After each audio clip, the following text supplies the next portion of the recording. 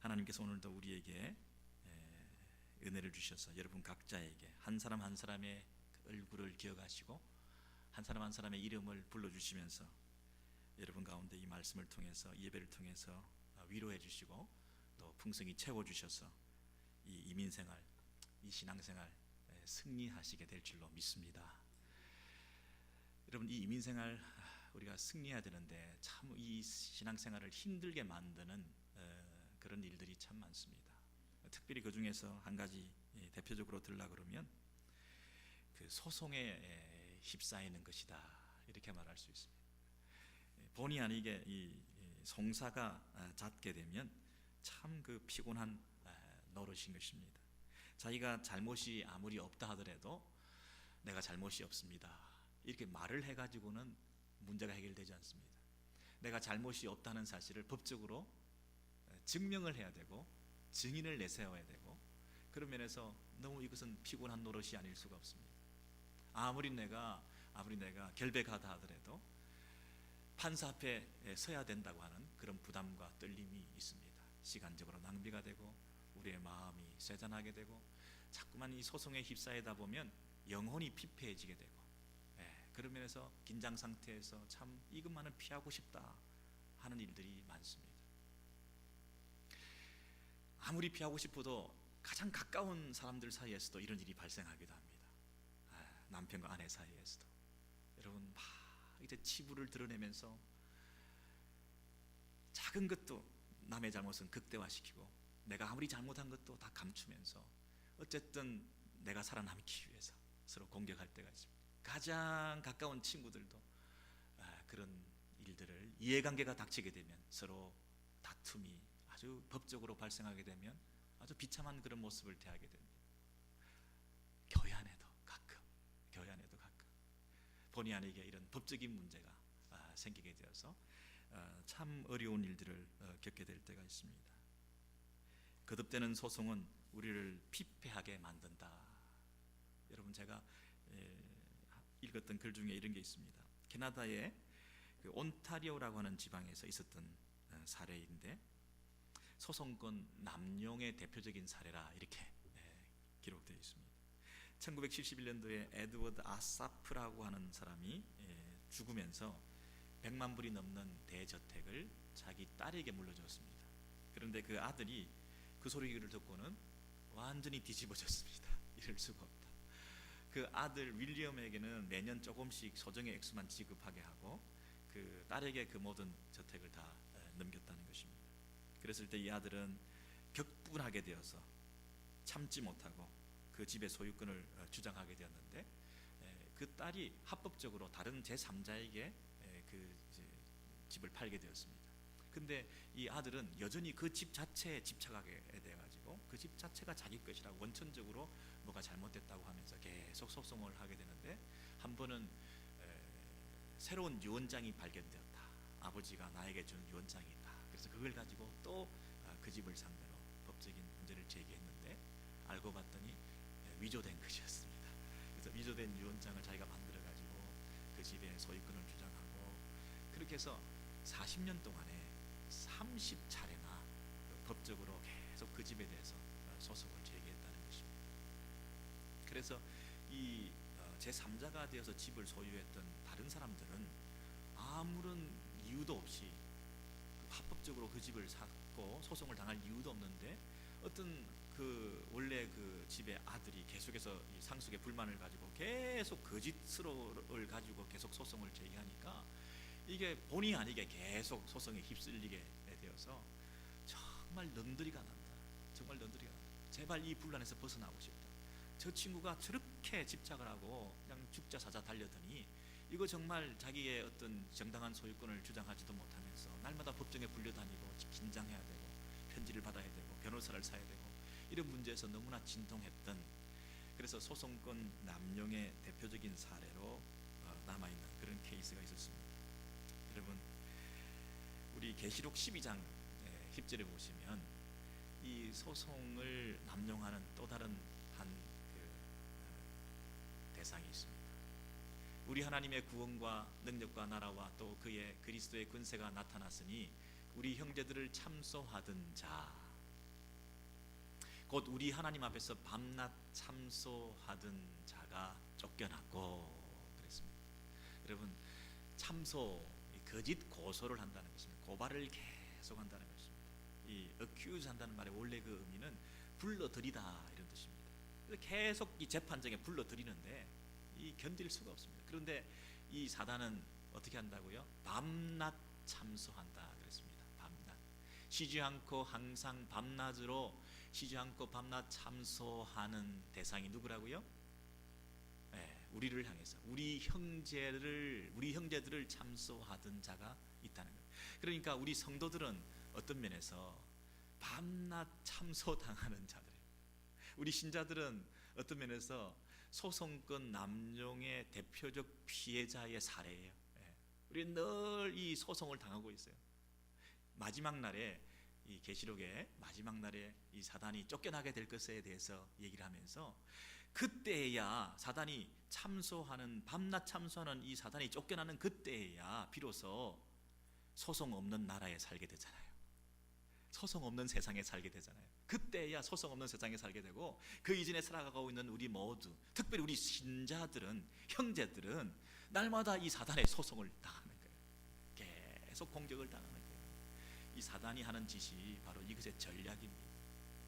한 케이스가 자기가 뻔히 질 줄을 뻔히 알면서도 그 케이스를 반복해서 물고 늘어지고 또 다른 것을 갖고 오고 계속 소송에 시달리게 만들고 계속 공격하고 계속 정죄하고 계속 심판하고 계속 저주하고 계속 비난하고 그러면 어느 날 넌더리가 나가지고 아이고 정말 힘들어서 예수 믿는 게 이렇게 힘들고 예수 믿으니까 이렇게 속에서 자유함이 없고 예수 믿으니까 이렇게 갈등이 많고 아이고 넌더리가 나서 그냥 포기하고 싶다. 신앙이 식어지고 정말 승리하는 능동적인 힘 있는 삶을 살아가지 못하고 늘 그 디펜스 하느라고 그 긴장 상태에서 또 거기 재판장에 가야 되니까 불편해가지고 여러분 이러면서 영적 싸움이 부담스러워가지고 능력이 있는 성도의 삶을 힘있게 살아가는 그 일에 대해서 헌신과 충성하고 하나님 앞에 전도와 선교의 사명 감당하면서 하나님께서 원하시는 그런 삶을 살아가는데도 지금 급급한데 힘든데 계속 물고 늘어지고 발목을 잡고 이러면 정작 가야 될 길을 가지 못하는 바로 그것을 방해하려고 이 전략을 사단이 계속 참수하고 있다는 것입니다. 여러분, 저와 여러분 가운데 이런 경험이 없으십니까? 네 같은 경우 무슨 예수를 믿는다고 집안이나 잘 다스리지 무슨 사역을 하고 목회를 하고 성경을 하고 도대체 너 인생의 목적이 뭐냐? 처자식이라도 제대로 먹고 살리고 배고프지 않게 해야지. 하나님의 일을 한다고 해서 목회를 한다고 해서 선교를 한다고 해서 주의 일하고 봉사한다고 해서 찬양하고 무슨 봉사하고 사역한다고 해서 그 모양 그 꼴이 돼가지고 너 뭐 하는 거야? 그냥 쉬어라시오. 여러분 그런 말을 들을 때가 있지 않습니까? 그런 내면에서 어떤 갈등이 생길 때가 있지 않습니까? 한 번 정도는 참고 그런 유혹 앞에서도 끝까지 견디면서 나아가다가도 자꾸 그런 얘기를 듣게 되면 자기 내면에서 어떤 양심의 가치고 죄책감이 느끼고 길지 필링이 계속 자녀들을 생기고 그리고 그 교회 안에 왔더니 형제들 가운데서 심지어 목사님 장로님 교회 지도자들 가운데서도 무슨 잘못된 그런 오해가 생기는 말을 듣게 되면 아유 그냥 관두자 관둬 내가 이 소리 들으려고 여기까지 왔네. 여러분 이런저런 말들이 계속 공격을 해대면서 내 마음에서 불편하게 만들고 그래서 아유 안 나가고 말겠다 좀 쉬어보자 방학해보자. 그런 어떤 영적 어떤 전쟁에서 우리가 자기를 내려놓게 되는 그런 일들이 많이 있지 않습니까? 한국에는 그 가나안 교인들이 많이 가죠. 거꾸로 하면 안나가 교인들. 이분들이요 안 나가는 거예요. 근데 그분들이 교회를 안 나가는 이유가 교회가 실망스럽고 목회자들이 범죄하고 그런 면에서 자기는 그런 교회에 몸담기 싫다는 교만함이 내포되어 있지 않습니까? 자기는 마치 교인이 아닌 것처럼 교회가 아닌 것처럼 교회와 분리된 나는 뭡니까? 내가 교회에 속해 있는 그 아픔을 같이 안고 그럼에도 불구하고 내가 기도하고 부들짓고 매달리고 하나님 은혜를 구하고 이런 게 아니고 자기가 뭔데 자간치고 안 나간다는 거예요. 그때부터 그 얘기는 뭐냐면 세상이 계속 어큐즈하거든요. 사단을 이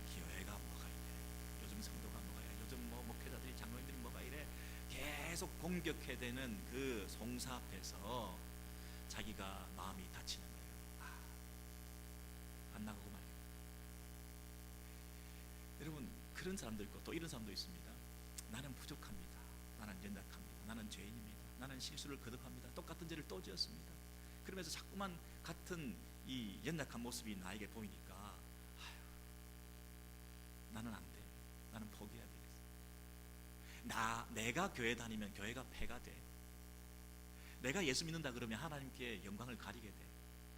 그러니까 나는 안 나가야 되겠다. 나는 포기해야 되겠다. 아니, 겸손을 가장해서 그렇게 말하는 사람들도 있습니다. 정죄당하는 것입니다. 사탄의 전략에 밤낮 참수하는 자들에게 놀아나고 있는 것입니다. 여러분, 어떤 분들은 율법주의적인 그런 신앙 행태, 우리 한국 교회에 좀 율법주의적인 그런 성향들이 많이 있지 않습니까? 정말 사람을 팍 칩니다. 사람을 막 쏘아줍니다. 사람을 정말 정죄하고 화살을 날립니다. 그러면서 너 그래 가지고는 안 돼. 너 주일 성수하니? 너 11조하니? 너 전도하니? 너 그래 가지고는 안 돼.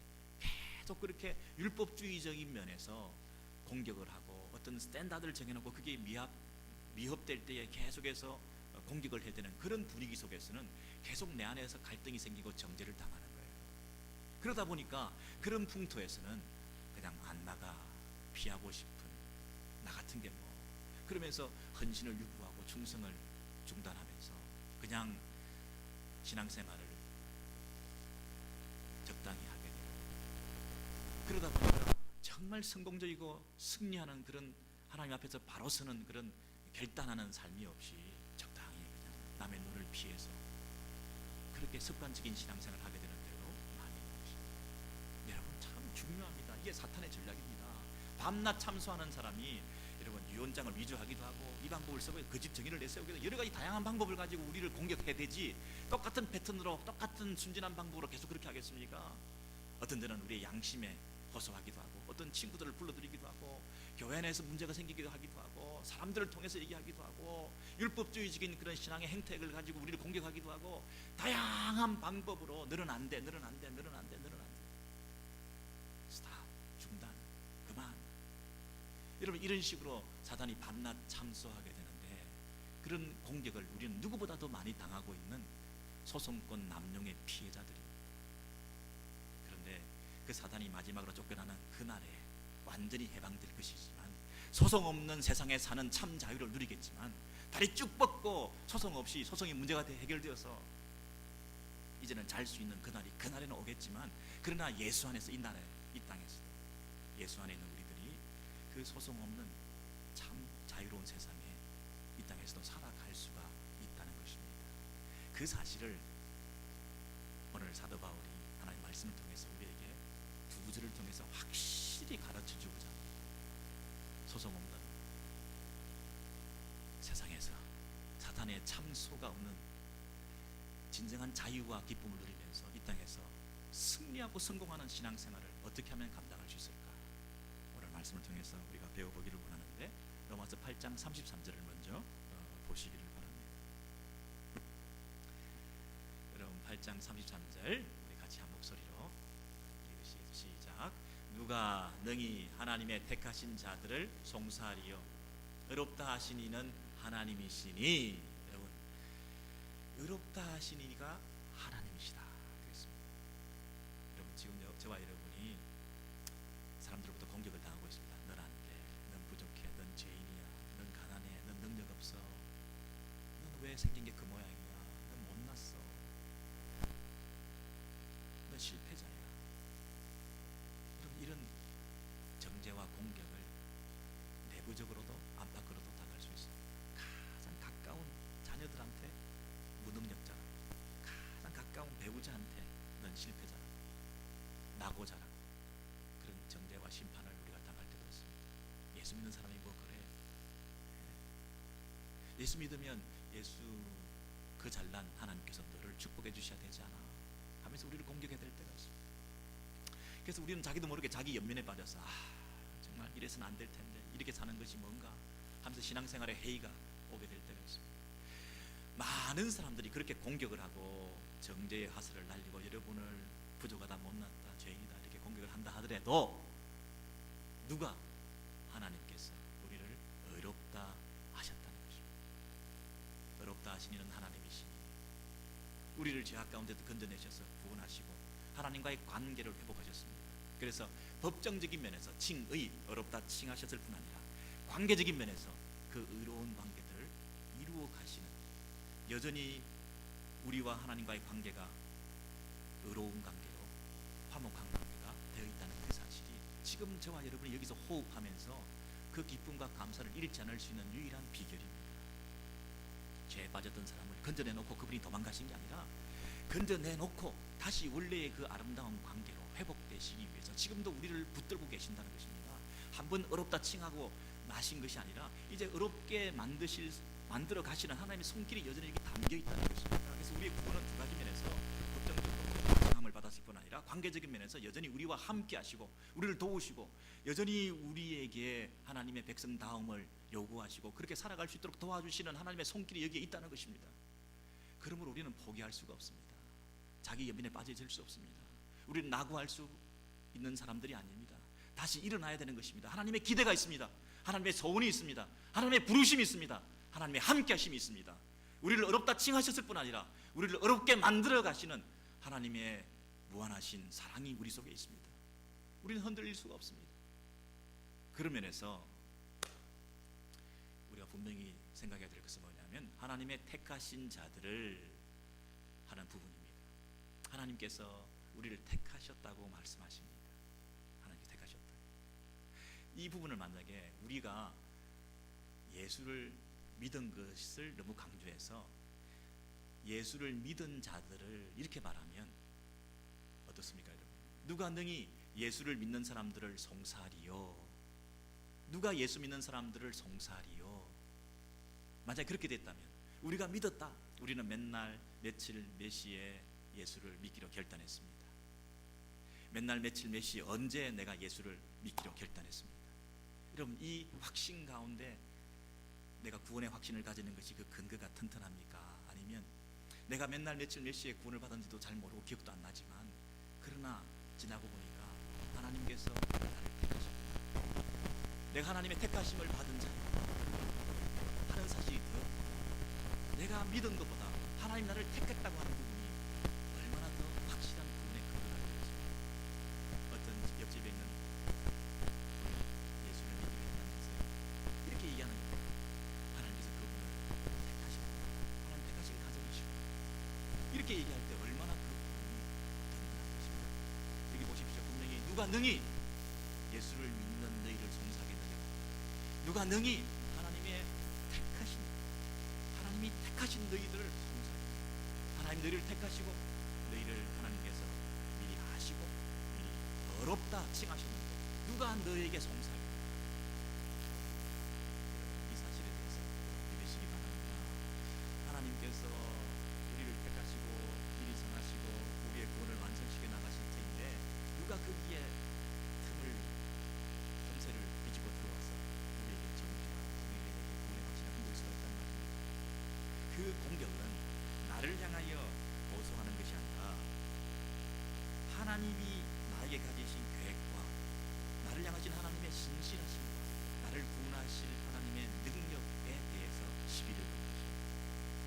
나에 관한 문제가 아니라 나를 고소하는 것은 나는 부족하지만 너희들이 나를 고소하는 것은 나의 부족한 부분을 공격하는 것이 아니라 나는 부족하지만 하나님께서 나 같은 것을 던지시고 나같이 부족한 것을 통해서 역사하시고 인도하시는 하나님의 지혜와 능력과 솜씨와 신실하심에 대해서 시비를 거는 것이기 때문에 나는 결단코 내 구원에 대해서 흔들릴 수가 없다. 하나님 나를 택하셨고 하나님 나를 어렵다 하셨다. 그러므로 하나님이 이 재판장에 유일하신 한 분 재판장이신데 이 재판은 처음부터 성립이 되지가 않는, 아무리 송사를 해도 한 분 그분만 내가 바라보고 의지하고 있으면 이 재판은 처음부터 성립될 수가 없고 항상 우리가 이기게 돼 있다 하는 확신을 가지고 여러분 이 땅에서 어떤 어려움과 난관 가운데서도 여러분의 믿음을 식어지게 만들고 여러분을 낙심하게 만들고 여러분의 충성과 헌신을 유보하게 만드는 그 어떤 상황 속에서도 이 하나님에 대한 믿음을 가지고 승리하시는 여러분 되시기를 바랍니다. 그것이 여러분을 살리는 지름길입니다. 여러분 시골집에 가면 언덕이 하나 있는데 어린아이 이때는 그 언덕을 보면서 그 산 언덕 너머에 있는 큰 산도 보이지 않을 정도로 집 앞에 있는 그 작은 언덕이 굉장히 커 보였습니다. 그러나 성장해서 그 집에 가보면, 시골집에 가보면 요만한 뒷동산입니다. 그죠? 그렇게 커 보여가지고 힘들었지만은 지나고 보니까 아무것도 아니었습니다.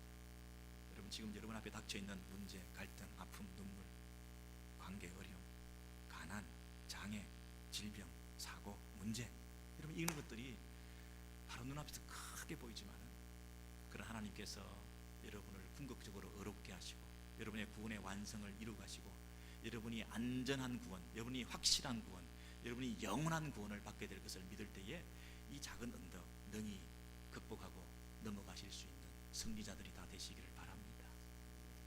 여러분 33절만 해도 충분한데요, 34절에서 확실하게 한 번 더 이렇게 말해주고 있습니다. 밤낮 참수하고 고소하니까 더 분명하게 확실하게 34절에서 이렇게 말씀하고 있습니다. 우리 같이 한번 큰 소리로 읽으시겠습니다. 누가 정죄하리요? 죽으실 뿐 아니라 다시 살아나시리는 그리스도 예수시니 그는 하나님 우편에 계신 자요 우리를 위하여 간구하시는 자신이라. 여러분, 이 로마서 강해를요 대충 넘어가서 빨리빨리 끝내고 싶기도 한데요, 저도요. 이 34절을 딱 대하니까 그 한 절 한 절 행간에 숨어있는 그 의미와 성령께서 깨우쳐 주시고 우리에게 전달케 하시는 그 하나님의 말씀, 여러분 중화간산식으로 빨리빨리 진도만 나가면 뭐하겠습니까? 그 속에 있는 하나님의 그 마음을 우리가 전달받아야 하나님께서 주시는 그 메시지를 진정으로 받는 은혜가 아니겠습니까? 이 34절에 보니까 네 가지 중요한 부분들이 우리에게 주어져 있습니다. 첫 번째는 누가 정죄하겠느냐, 누가 정죄하겠느냐. 그러면서 죽으신 분은 그리스도시다, 예수가 죽으셨다. 두 번째는 누가 정죄하겠느냐, 다시 살아나신 이는 예수 그리스도시다. 누가 정죄하겠느냐, 하나님 우편에 앉아 계신 분은 예수 그리스도시다. 누가 정죄하겠느냐, 우리를 위하여 친히 간구하시는 예수 그리스도가 계시는데. 이렇게 사중적으로 저자가 성령께서 우리에게 분명히 한 구절 한 구절 확신을 심어주시기 위해서 논리적인 근거를 가지고 우리에게 말씀해 주십니다. 첫 번째로 누가 정죄하겠느냐, 죽으신 분이 예수 그리스도신데, 이 말은 예수 그리스도가 왜 죽으셨느냐, 너희의 죄를 없이 하기 위해서 죽으신 거 아니냐. 너희의 죄를 없이 하기 위해서 그분이 죽기까지 하셔서 너희 죄를 없게 해주셨는데 누가 너희를 다시 정죄하고 죄 있다 하겠느냐. 죄가 가지고 있는 그 부산물들, 아픔, 눈물, 상처, 죄책감, 고통, 내 안에 있는 여러 가지 상처들, 이런 것들을 다 짊어지시고 그분이 십자가에 죽으셔서 너에게 진정한 기쁨과 평화와 만족과 행복을 주기 위해서 그 모든 것들, 더러운 것들, 찌꺼기들을 다 짊어지시고 십자가에 죄 문제를 처리하기 위해서 십자가에 죽으신 분이 예수 그리스도신데, 그 예수 그리스도를 네가 믿는다고 한다면 어떻게 네 안에 있는 지금 그 감정, 내 상처, 찌꺼기, 눈물, 죄책감, 나는 안 돼, 패배감, 패배주의, 자책감, 이런 데 젖어들면서 네 인생을 포기하려고 그러고 헌신을 유보하려고 그러고 하나님 앞에 달려가는 것을 중단하려고 그러느냐. 이미 그것을 다 이루시고 정리하시고 해결된 문제인데 왜 그것을 다시 힘들어하느냐. 누가 너희를 정죄하리요? 죽으셨는데, 예수 그리스도가 다 해결해 주셨는데, 그렇게 말하고 있는 것입니다. 죄를 없게 하기 위해서 그분이 죄값을 지불하시고 십자가에 죽으셨는데 왜 너를 향해서 죄 있다 하시겠느냐. 죄와 죄의 찌꺼기들을 다 제거하기 위해서 그분이 십자가에 죽으시기까지 하시면서 그 문제를 피 흘리기까지 하시면서 그 문제를 말끔하게 온전하게 해결해 주셨는데, 그 예수 그리스도를 믿는 자들이 어떻게 그 죄의 찌꺼기들이 남아서 너희 안에서 왕노릇하고 너를 뒤집어 놓고 네 마음속에 평화를 잃어버리고 세상에 주는 쾌락을 쫓아가고 예수 안에 누리는 참된 기쁨이 없이 그렇게 살아갈 수가 있겠느냐. 누가 너를 정죄하겠느냐. 누가 너를 실패자라고, 누가 너를 낙오자라고, 누가 너를 부족하고 못난 사람이라고 말하겠느냐. 예수 안에서 네가 승리자인데, 예수 안에서 네가 모든 것을 가졌는데 네가 뭐가 없다고, 뭐가 가난하다고, 너가 뭐가 부족하다고 그렇게 말할 수가 있겠느냐? 예수 안에 이 참된 부요를 아느냐? 죄 없는 하나님의 아들이 이 땅에 오셔서 너를 위해서 십자가에 보혈을 흘리신 그 피의 가치를 아느냐? 청량할 수 없는 그 값을 너를 위해서 지불하신 그 하나님의 사랑을 아느냐? 그렇게 말씀하시면서 일어나라, 회복돼야지, 달려가야지, 자기 연민에 빠져 있으면 안 되지, 낙오하지 말고 사람들이 뭐라고 얘기하든 일어나야지. 그 정도 그 문제 때문에 주저앉아 있느냐? 예수께서 다 해결하셨는데 하나님과 인간 사이의 갈등과 인간과 인간 사이의 갈등과 형제와 형제 사이의 갈등과 가인과 아벨 사이의 갈등과 아담과 하와 사이의 책임 전가와 회피와 서로의 갈등과 자연과 인간 사이의 갈등과 이 세상 모든 이 갈등의 원천인 그 죄 문제를 해결하기 위해서 그분이 죽으셔서 우주적인 구원을 허락하셨는데, 영원한 구원을 허락하셨는데, 그 사소한 다툼, 아픔, 말싸움, 그 상처, 자존심 상하는 그 한 부분, 너의 그 자존심 상하는 그 부분이 그렇게도 아프더냐? 우주적인 구원을 네가 믿느냐? 십자가의 보혈의 능력으로 이 온 세상을 다 덮음으로 말미암아 여기 이곳에 임한 전 우주적인 구원을 믿느냐? 예수 그리스도의 보혈이 그렇게 능력이 없느냐? 그리스도의 보혈이 이 세상을 다 덮었는데 너의 죄의 찌꺼기, 너의 죄의 그 심층부까지, 죄의 뿌리까지 다 제거해 주셨는데 너 알량한 자존심이 그렇게 아프더냐? 네 자존감이 그렇게 중요하냐? 네가 무시당했냐? 너를 인정하지 않는다고? 그것이 그렇게 큰 문제냐? 그 문제를 다 정리하셨는데 누가 정죄하리요? 누가 너를 실패했다고 말하리요? 누가 너를 향해서 손가락질하리요? 예수가 너를 위해서 죽으셨는데, 죄 없는 그분이 무한한 가치를 가진 그 보혈의 능력을 너를 위해서 쏟아부으셨는데 누가 정죄하리요? 그리스도가 죽으셨는데 너를 위해서. 여러분, 죽임당한 어린 양 예수 그리스도의 보혈을 믿으시기 바랍니다. 여러분, 그 어떤 정죄도 소용이 없습니다. 그 어떤 비난도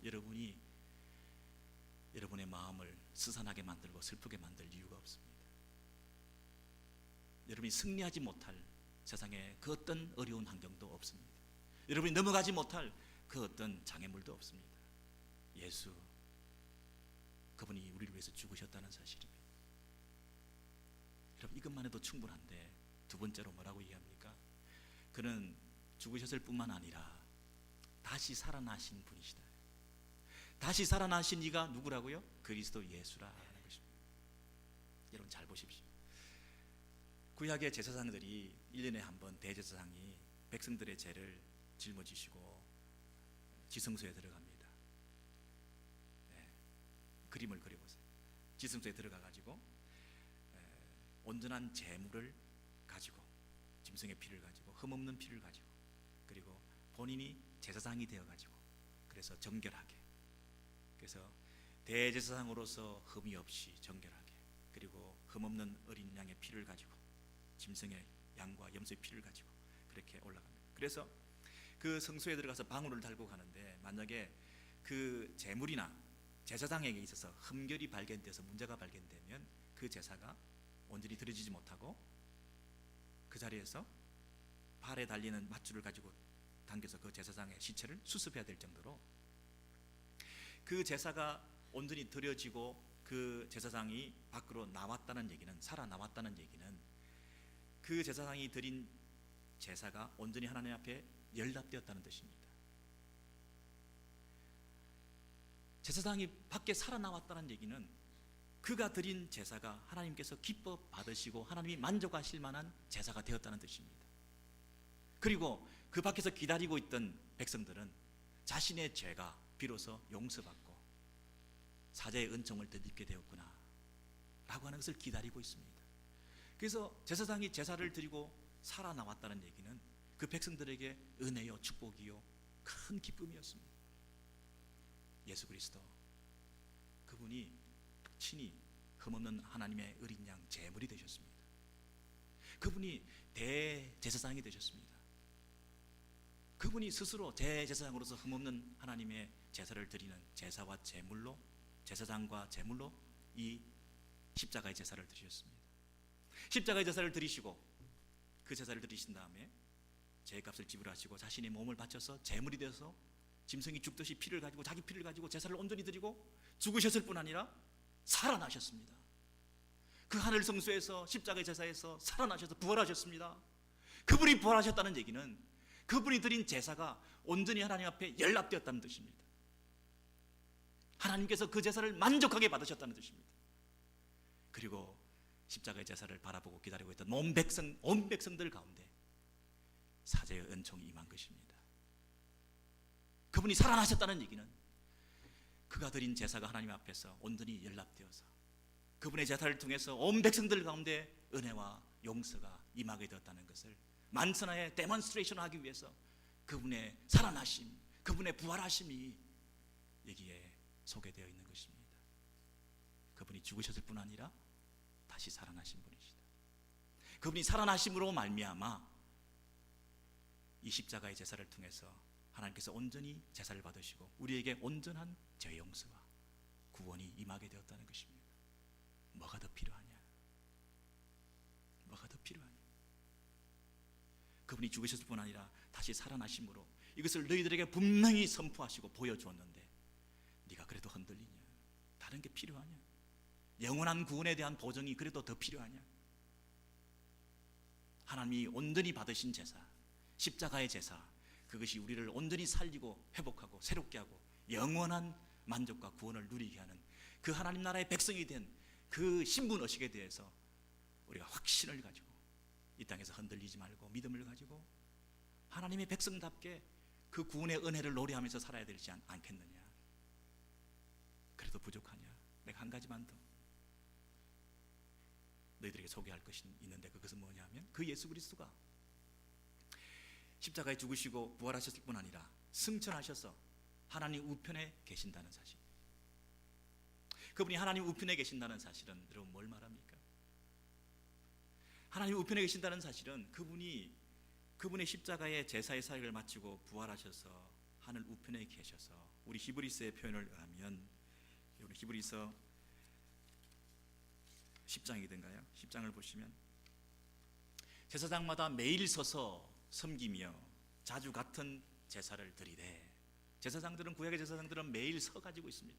그래서 자주 같은 제사를 반복적으로 드립니다. 왜냐하면 그 십자가의 영원한 제사에 비해서 이 구약의 제사장들이 드리는 이 제사는 단시간에 임시적으로 유효한 제사이기 때문에 제사가 끝나지 않았습니다. 매일 서서 제사를 드려야 되지만은 자주 같은 제사를 반복해서 드려야 되지만은 그러나 예수 그리스도의 제사는 한 번에 완전한 제사를 그리고 그 제사의 효력이 영원히 나타나는 것이기 때문에 한 영원한 제사를 예수 그리스도는 드리시고 하나님 우편에 앉아 계신다.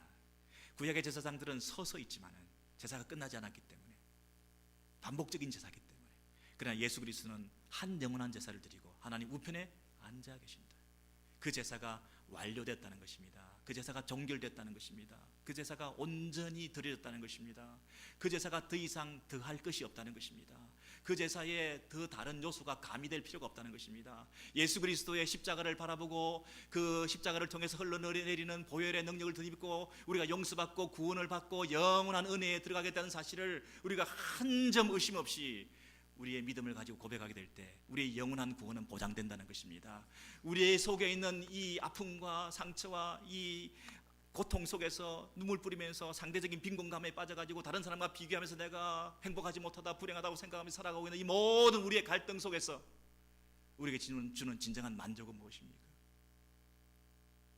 잠시 여러분의 물질이 필요하고 잠시 만족이 필요하고 잠시 여러분의 마음을 기쁘게 하는 그런 것들이 여러분의 인생을 좌지우지할 만큼 여러분이 가지는 그 헌신과 충성을 유보할 만큼 그렇게 대단한 것입니까? 이 땅에 모든 것을 가진다 할지라도 우리가 부럽지 않는 영원한 나라, 그 구원에 대한 안전한 장치가 이미 끝난 그분의 사역을 통해서 더 이상 반복적으로 드릴 필요가 없는 영원한 십자가의 제사 그 한 가지만 가지고도 영원한 안식에 들어갈 수 있는 이 참 평안, 내가 십자가, 부활, 하나님 우편에 그리스도와 함께 연합되어 앉아있다는 이 평안, 하늘의 평안, 세상이 주지 못하는 하늘의 평안, 이 쉼, 안식, 잠잠히 내가 하나님을 바라볼 수 있는 이 믿음, 하나님이 하신 일을 내가 요동하지 않고 시간과 때와 장소를 통해서 하나님께서 일하시는 그 하나님의 방법을 신뢰하면서 내가 잠잠히 하나님을 바라볼 수 있는 이 믿음, 이 인내. 여러분, 하나님 우편 자에 계시는 저와 여러분에게 임하는 이 안식, 쉼, 위로, 평안, 영원한 만족, 여러분 이 기쁨을 누리시기를 바랍니다. 이것이 성도의 기쁨입니다.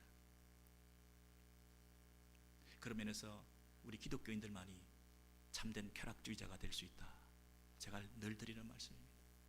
세상의 쾌락을 쫓아가지 마시고 그것을 부러워하지 마시고 예수 안에 있는 진정한 기쁨, 영원한 나라를 사모하고 바라볼 때 주시는 그 참된 희락, 성도들끼리 모여서 하나님의 나라의 공동체에서 속에서 함께 교제하는 성도의 교제 속에 있는 진정한 만족과 기쁨, 진정한 쾌락주의자, 우리 기독교인들, 우리 오렌지교회 성도들 다 되시기를 바랍니다.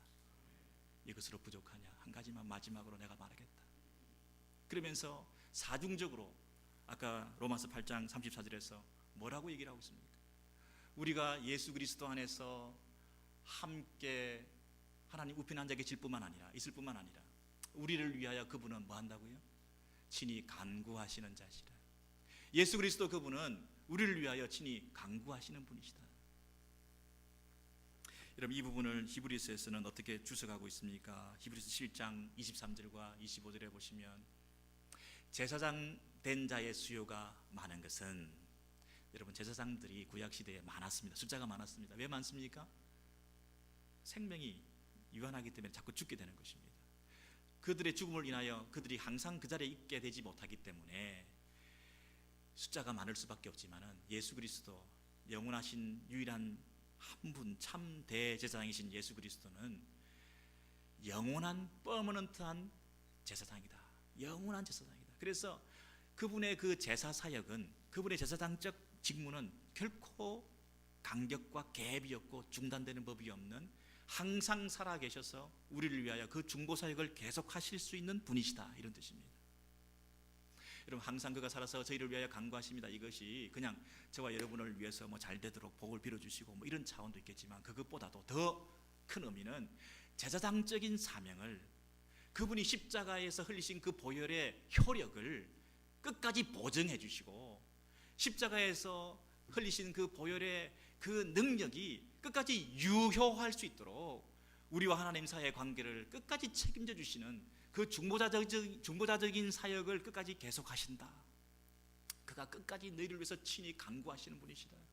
그분은 항상 살아계신 분이시다.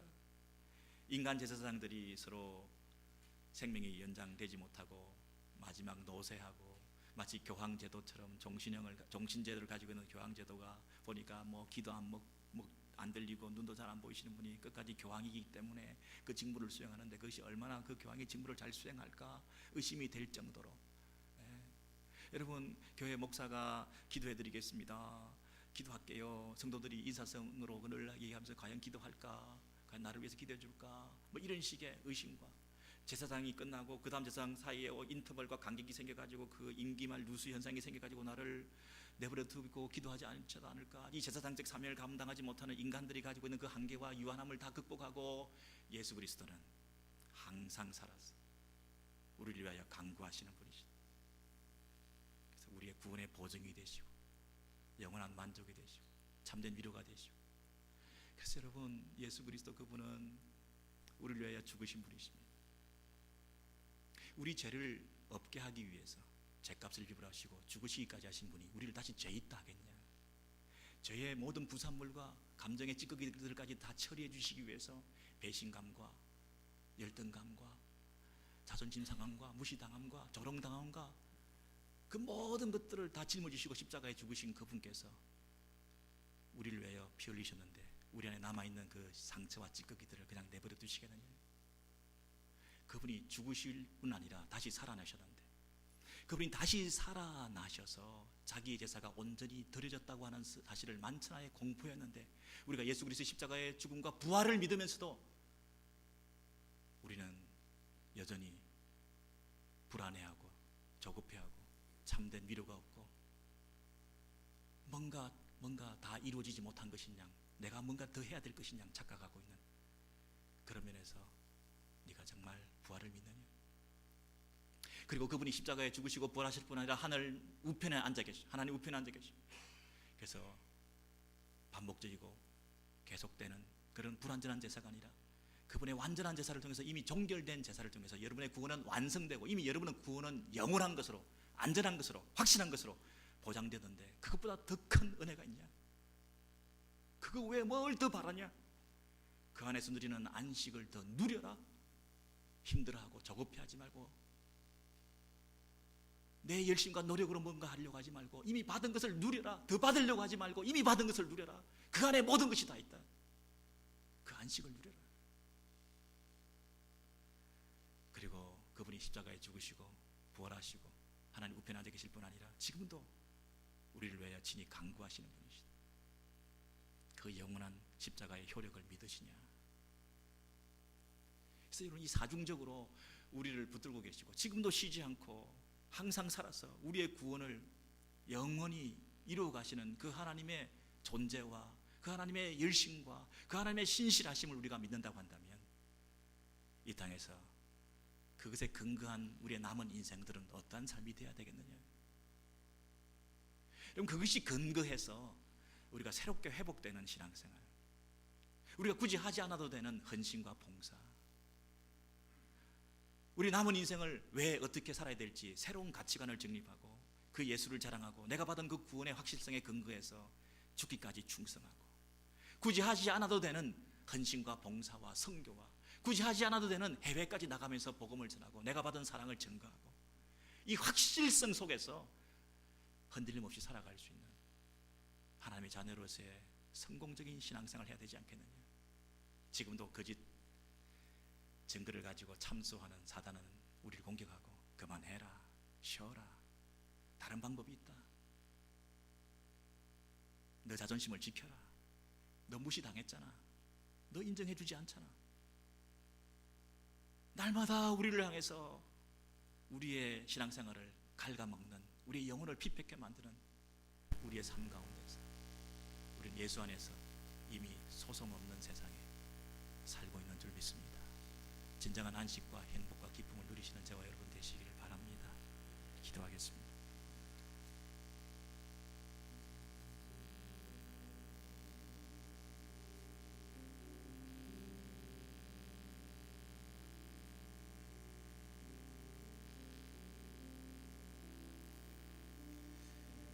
하나님 아버지, 우리가 이 원리적인 부분들을 놓치고 지엽적인 부분들에 집착하면서 하나님의 관점에서 나를 선택하신 하나님의 사랑에 우리의 마음을 돌리지 않고 자기 애, 자기 사랑에 연연하면서 내가 무시당했다, 내가 상처받았다, 나를 인정하지 않는 이런 사단이 주는 밤낮 참소하는, 우리를 위하는 척하면서 우리를 영원히 망하게 만들려고 하는 우리의 구원의 근거를 갉아먹는 이런 공격들 앞에서 우리 오렌지교회 모든 성도들이 말씀을 통해서 확신을 가지게 하시고 그 어떤 상황과 문제와 환경들이 우리를 힘들게 만들지 아니하고 오히려 하나님의 그 사랑에 우리가 감격해서 영원하신 확실하신 안전한 그 사랑 때문에 우리의 모든 아픔과 눈물을 견디고 참고 이겨나가고 보다 성숙하게 더 넓은 마음으로 사랑하고 더 큰 하나님 앞에 헌신을 드리고 더 영원한 예배를 주님 앞에 올려드릴 수 있는 하나님 앞에서 오직 살아가는 신실한 주님의 자녀들, 하나님의 백성들, 하나님께서 우리를 구원하신 그 구원하심에 감격해서 영원한 찬양과 경배와 헌신을 식어지지 않게 드릴 수 있는 신실한 성도들 다 되게 하여 주옵소서. 우리 주 예수 그리스도 이름으로 기도하옵나이다. 아멘.